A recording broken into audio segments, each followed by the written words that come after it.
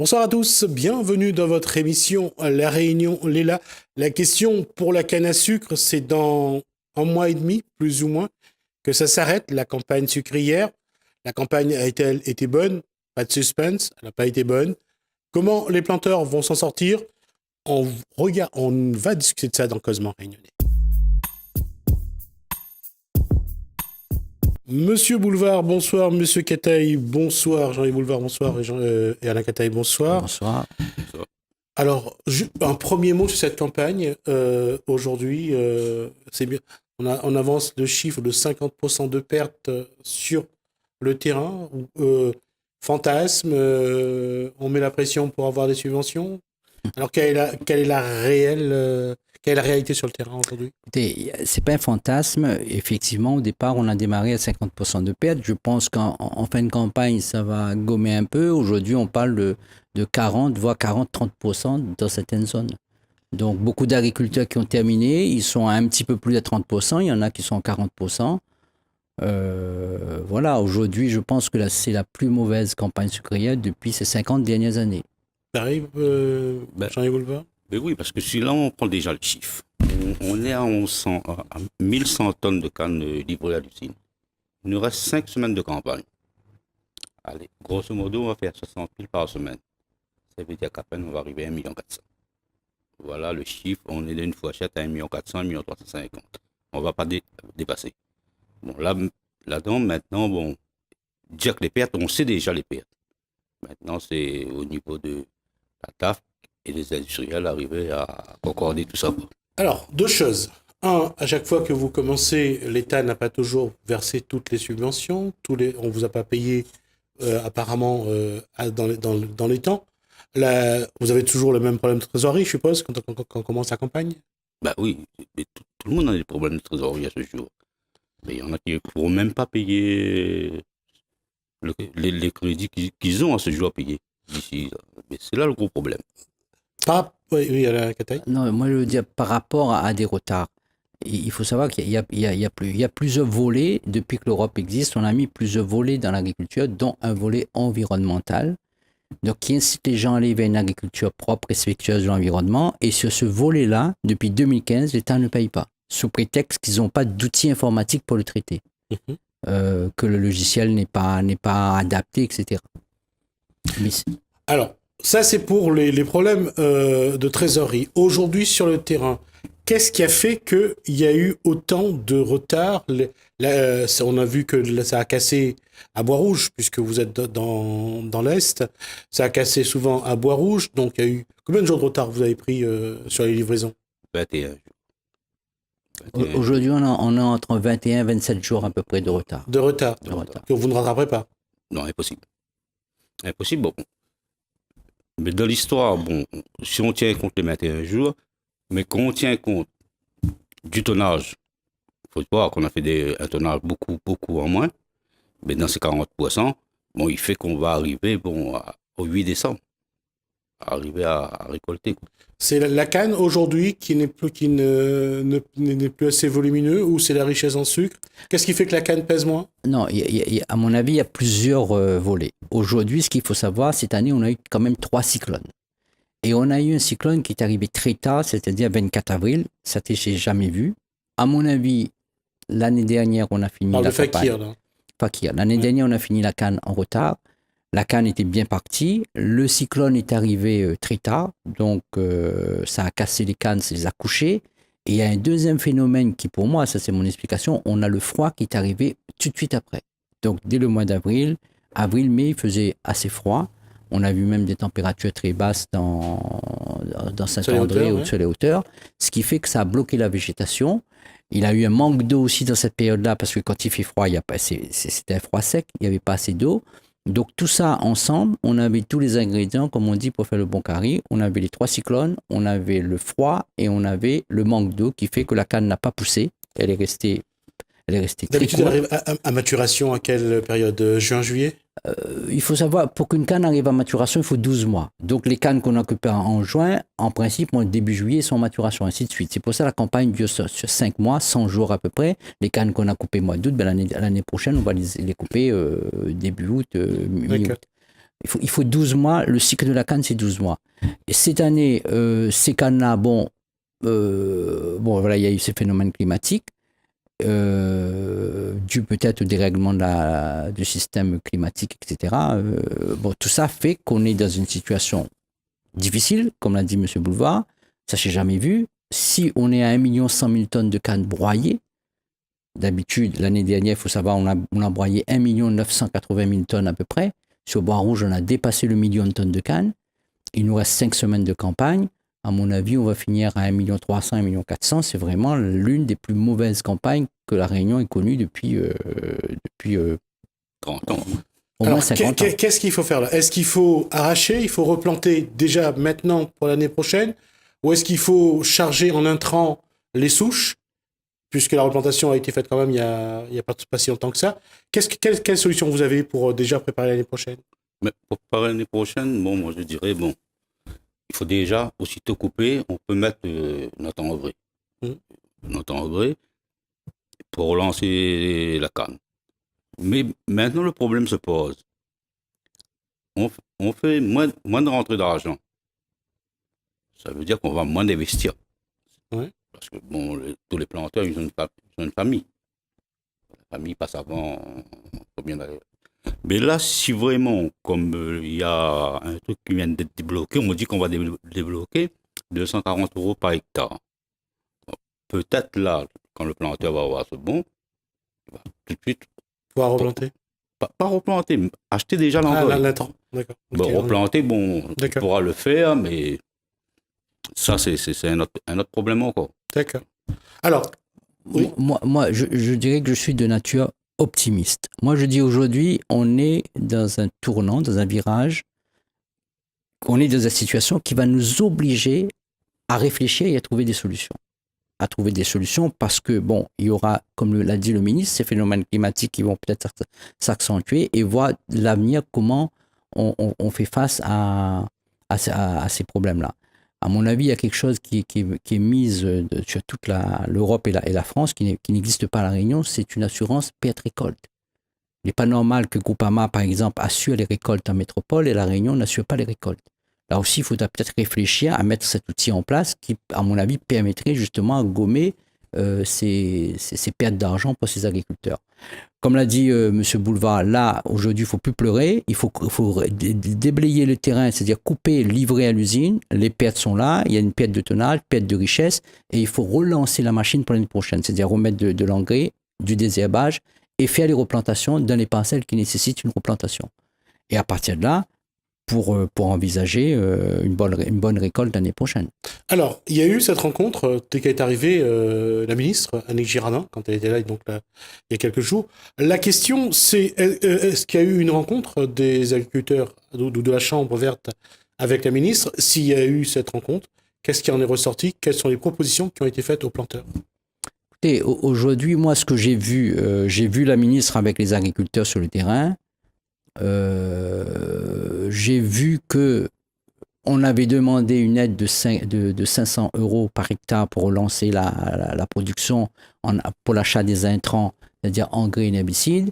Ils se sont calés sur une aide de 240 €, 250 € à peu près par hectare. Comme on l'a dit, c'est sous forme de bons qui va permettre aux agriculteurs de payer déjà 25% à peu près de ce que coûtent les dépenses en achat, intrants, herbicides pour les épandres, etc.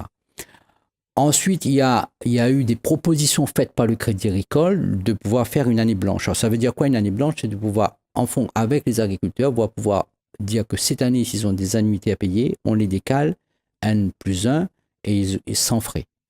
Et puis, de mettre en place les mesures, comme on dit, d'accompagnement, tout ce qui touche au niveau de la fiscalité, au niveau de la sécurité sociale, voire la possibilité de réétaler les dettes, etc.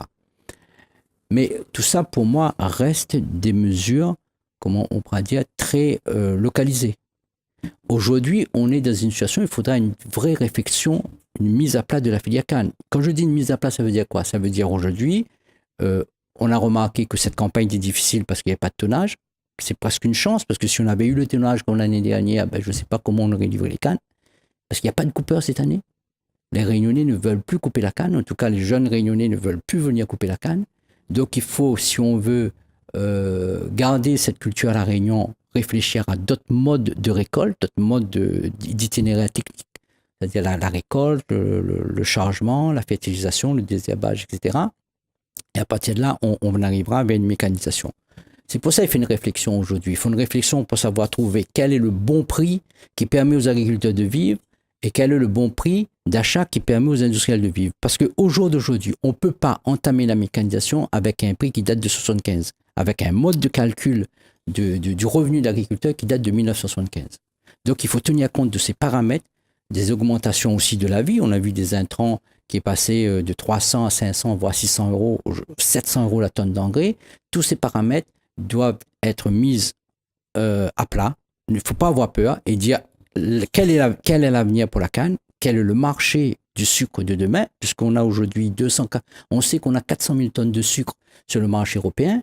Ces clients qui s'approvisionnent vers nous, ben c'est normal qu'ils cherchent à avoir une sécurité. Cette année, on ne va pas pouvoir satisfaire nos clients. Qu'est-ce qu'ils vont faire? Ils vont aller vers d'autres pays.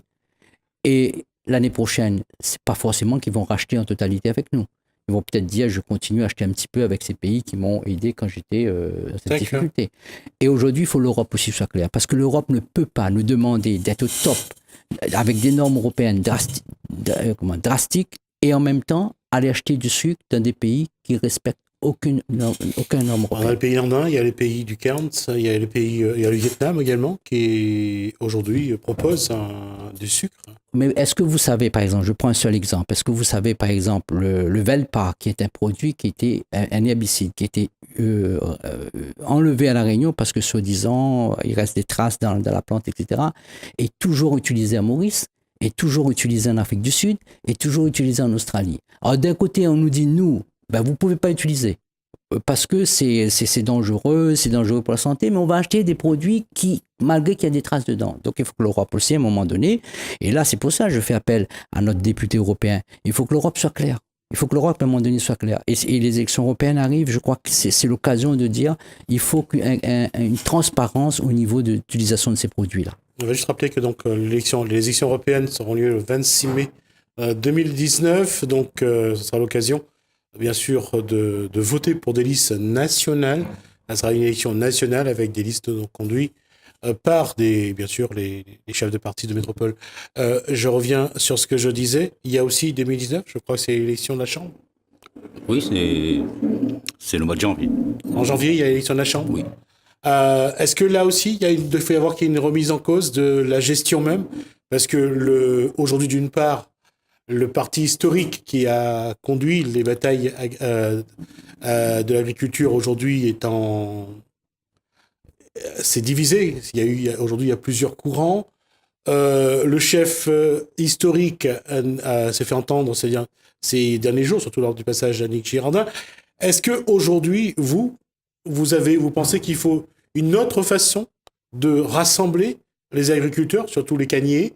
Est-ce qu'il y a une autre façon d'avoir, puisque tout à l'heure Alain Cataille parlait d'être clair sur les stratégies à avoir, quelle agriculture de la canne faut-il penser pour demain et avec quel bonhomme? Jean-Yves Boulevard. Bon, c'est vrai, on peut penser déjà une nouvelle agriculture pour demain au niveau de la filière canne. Bon, mais déjà, nous-mêmes, en tant que FDSEA, il faudrait que ce soit une équipe de la FDSEA demain matin, au mois de janvier, qui soit à la Chambre d'agriculture. C'est tout à fait normal. Hein. Mais maintenant, il faudrait, les propositions, comme Alain vient de dire, qu'on revoie cette filière canne. On ne peut pas la garder comme elle est à ce jour. Il faut réétudier, remettre tout sur la table, et de là, on pourra peut-être travailler pour l'avenir des jeunes qui vont s'installer. Parce que, il y a la mécanisation Il y a la mécanisation, il y a aussi une stratégie, c'est de réduire le nombre de petites exploitations, c'est d'aller vers une exploitation qui soit plus viable financièrement. C'est un petit peu la démarche, Alain Cataille. Pour répondre à votre question, d'abord, je vais répondre à votre question sur la politique en général. Moi, je crois que ces élections de chambre, il faut qu'on arrête de faire de la politique à travers des élections de chambre. Ça a toujours été le cas. Oui, mais il faut qu'on arrête parce qu'il faut que l'agriculteur redevienne au centre des débats et au centre du développement agricole. On s'en fout que les gens soient à droite, extrême droite, à gauche, etc. Il faut qu'aujourd'hui, la première question qu'on se pose, quel revenu pour un agriculteur? Quel revenu pour un cannier? Quel revenu pour un maraîcher? Comment on fait? Comment on s'organise pour que les gens puissent vivre correctement? Parce qu'il est clair. Je vais vous donner un chiffre. Quand j'ai été élu à la Chambre d'agriculture en 2001, et quand j'ai quitté, on était à 3900 canniers, je me rappelle. Aujourd'hui, on est à 2883 canniers. C'est-à-dire, entre-temps, il y a 1000 canniers qui ont disparu. C'est les petits. 1000 exploitants agricoles. 1000 exploitants agricoles. Ce sont les petits. L'écrémage se fait tout seul. On ne va pas dire qu'on va supprimer les petits. Les petits subissent de plein fouet cette manque de politique et cette manque de clarté sur un modèle de développement agricole. Moi, je ne dis pas que le modèle qu'on a défini, j'estime que le modèle qu'on a défini dans les années 76, avec la restructuration des usines, on a pris des salariés agricoles, des salariés d'usines on a fait des agriculteurs avec, etc. Ce modèle, à mon avis, est épuisé. C'est un modèle qui a fonctionné pendant un certain nombre d'années. On a vu qu'on a sous forme de colonnage. On a vu des belles années aussi de la canne. On est arrivé quand même il y a des années à plus de 2 millions de tonnes de canne. Ce modèle est essoufflé. Donc il faut définir un autre modèle avec des paramètres que je vous ai dit tout à l'heure. La main-d'œuvre, manque de main-d'œuvre. L'époque où les agriculteurs emmenaient leurs femmes, leurs enfants travailler dans les champs est finie. Je veux dire, les fils, les enfants ne viennent plus travailler au champ. L'époque où l'agriculteur ne vivait, c'est-à-dire se confondait son chiffre d'affaires et son comme revenu agricole, ça aussi c'est fini. L'agriculteur aujourd'hui c'est un vrai chef d'entreprise. Il faut qu'il raisonne en chef d'entreprise parce qu'il achète aujourd'hui ses charges. Il achète par exemple des intrants. Avant tout le monde avait, comme on dit, le bœuf au piquet qui fournissait du fumier pour mettre de la canne. Les enfants apportaient les fumiers. Toute cette époque-là, c'était la belle époque et à mon avis est terminée. On entame une époque où il faut la mécanisation, il faut acheter des machines, il faut raisonner comment les payer, il faut voir quelle fiscalité on met pour ces agriculteurs-là, comment on les intègre dans une société, et puis, parce que tu sais, un agriculteur, c'est pas un voisin comme tout le monde. Je prends un seul exemple. Aujourd'hui, on a une société, on a un organisme qui interdit toute construction sur terrain agricole. Mais quand on est agriculteur et qu'on a un tracteur ou 2 tracteurs, un chargeur, quand on a des appareils d'herbicide, quand on stocke de l'engrais, quand on stocke des produits chimiques, et qu'on habite dans un milieu d'un lotissement, qu'on se réveille à 5 heures du matin, on démarre son tracteur, il faut tester la benne, etc. Qu'est-ce qu'on fait? On se met tout le monde à dos. Donc aujourd'hui, il faut arrêter cette politique bête et méchante qui dit on interdit. Il faut laisser les agriculteurs vivre, laisser les agriculteurs la possibilité de s'épanouir. Aujourd'hui, on a des variétés de canne qui ont montré en pépinière qui fait plus de 150 tonnes hectares. Il nous reste 2800 agriculteurs compétents à mon avis. Il nous reste 23 000 hectares de canne. On est capable de relever le défi de produire 2 400 000 tonnes de canne à La Réunion, de produire pour l'Europe. En gardant le même type de canne qu'on a aujourd'hui. Les types de cannes sont déjà en place. C'est-à-dire, il faut les replanter, il faut remettre autre chose. Aujourd'hui, pourquoi les agriculteurs... Parce que la question, elle est de nouveau posée, c'est-à-dire, est-ce qu'il faut faire des cannes fibreuses pour pouvoir alimenter les usines électriques? Est-ce qu'il faut faire de la canne pour pouvoir avoir ce sucre spécial ou ces sucres spéciaux parce que ça passe mieux au niveau de l'Europe? C'est ça les stratégies finalement. Je crois que j'ai une visite d'usine le 6 mai, le 6 novembre, je vais vous inviter, Monsieur Ramoudou, parce qu'il faut bien comprendre. Aujourd'hui, cette canne fibreuse, elle existe depuis 2008 puisque M. Borloo a mis des conditions. On donne une prime bagasse à condition le tas de bagasse augmente. Donc aujourd'hui, on a cette variété de canne qui produit autant de sucre et autant de fibres. Ça veut dire quoi? C'est une canne qui est beaucoup plus longue. C'est-à-dire, elle produit beaucoup plus de tonnage hectare. Pourquoi on a des difficultés à les planter? Parce que couper manuellement, ça devient difficile. Maintenant, on est obligé d'entamer la mécanisation avec ces coupeuses pays. Donc à partir de là, on peut les planter. Les sucres spéciaux, M. Hollande et M. Valls, quand ils sont venus à La Réunion en 2015, je crois, ils ont fait quelque chose quand même qui était bien pour les canniers, c'est qu'ils ont dit avec l'Europe, la canne produit naturellement du sucre roux et la betterave produit naturellement du sucre blanc.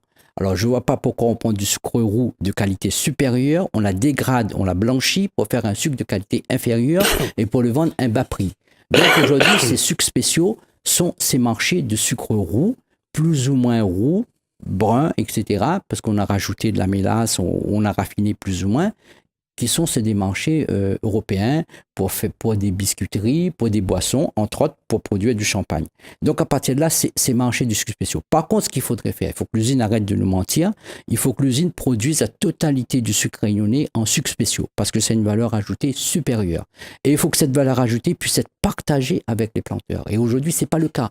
On continue à nous payer sur un sucre blanc qui était raffiné, qui est dégradé, le prix date de 75, c'est pour ça que je l'ai dit tout à l'heure. Si on veut entamer cette nouvelle, ce virage, ce nouvelle, comment dire, époque de la canne, recommencer, un nouveau commencement, il faut une mise à plat sur le revenu dégagé des sucres spéciaux, sur les partages de ces revenus, et puis faire que l'agriculteur vive dignement, ainsi que les industriels. D'accord. Alors, je vais vous poser une dernière question. Selon vous, quels seront les enjeux de la prochaine élection en janvier à la Chambre d'agriculture? Quels vont être les enjeux? Les enjeux, c'est simple, comme Alain vient de dire, il faut bien définir cette filière canne. C'est là de préparer. Mais est-ce que le planteur est prêt à se remettre en cause? Est-ce que le planteur est prêt à remettre en cause ses habitudes pour essayer de construire quelque chose de nouveau, pour partir sur des bases plus solides? Non, mais déjà, comme vous avez dit tout à l'heure, il faut replanter les cannes, mais on a déjà les variétés. On a déjà les variétés. Il faudrait maintenant que les planteurs, on arrive à planter, mais ces variétés, comme Alain vient de dire, il faut couper mécaniquement. Et c'est là qu'il faut bien définir le travail. Les enjeux, Alain Cataille? Non, moi je crois que personnellement, je vous donne mon avis, là ça vient du fond du cœur. Cette élection de chambre changera rien parce qu'on a pris les mêmes, c'est comme un jeu de quine, on a pris les mêmes numéros, on a mis dans le sac, on secoue, on va sortir les mêmes numéros. Donc à mon avis, ça ne va pas bouleverser le monde agricole. Sauf que, vous avez dit quelque chose, est-ce que les planteurs sont prêts à entamer? Moi je crois que les planteurs sont des gens visionnaires. Les planteurs sont prêts. On a vu cette année, il n'y a pas de coupeurs. On a vu le nombre de petits coupeuses qui étaient achetés et qui est loué. On a vu les gens même aller vers des coupeuses tronçonnées. Moi, je crois que le planteur, il est prêt, de force ou de gré, il est prêt à entamer, comment dire, ce nouveau ère de la canne. Après, au niveau politique, moi, je crois qu'il faut que les planteurs comprennent très bien. Un jour, un ministre m'a dit à Paris, vous avez les élus que vous méritez. Et ça m'a très affecté et j'étais un peu triste. Et puis j'ai réfléchi dans l'avion en retournant. J'ai dit effectivement, il a pas tort. Il faut que les planteurs mettent en place des gens qui sont capables d'aller les défendre à Bruxelles, d'aller défendre les budgets agricoles, d'aller défendre au niveau de l'État français. Moi, qu'est-ce que j'ai vu quand le ministre est venu? Tout le monde reste sur le fonds de garantie. Mais le fonds de garantie, ça va permettre, c'est le pansement qu'on a mis sur la plaie, mais ça ne traite pas de fond. C'est pas le traitement de fond. Donc le fonds de garantie va résoudre un problème là. Mais si rien n'est fait, peut-être dans 2-3 années, il n'y aura plus de canne à La Réunion. Merci Alain Cataille, merci Jean-Yves Boulevard donc de la FNSEA. On a parlé donc de de la session aujourd'hui. Juste avant la fin de l'année, j'espère revenir avec les élections, voir un petit peu les enjeux en détail et voir avec vous un petit peu qu'est-ce que le planteur de la canne à La Réunion peut espérer pour son avenir. Merci à vous.